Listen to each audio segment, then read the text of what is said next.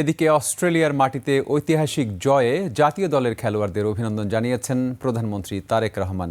Match শেষ হওয়ার পর ভিডিও কলে খেলোয়াড়, কোচিং স্টাফ ও সংশ্লিষ্ট সবাইকে ধন্যবাদ দেন সরকার প্রধান।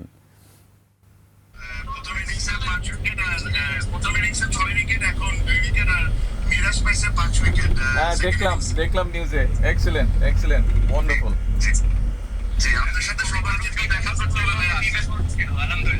আলহামদুলিল্লাহ। আর আমাদের সবচেয়ে ইয়াংস্টার বগুড়ার মুশফিকুর রহিম। আসসালামু আলাইকুম, কি খবর ভাইয়া? কি ভালো আছেন? আছি আলহামদুলিল্লাহ। শহীদ ভালো? ভাইয়া বগুড়ার ছেলেটা 100 বছর ওই তানজিদ তামিম বগুড়ার ছেলে 100 বছর। বগুড়ার না, ও বাংলাদেশের ছেলে। ও বগুড়ার না, বাংলাদেশের ছেলে। হি রিপ্রেজেন্টস বাংলাদেশ, নট বগুড়া। জি জি ভালো আছেন? ঠিক আছে, ওকে, আসলে ইনশাআল্লাহ দেখা হবে। কংগ্রাচুলেশন, অনেক অনেক দোয়া থাকলো সবার জন্য।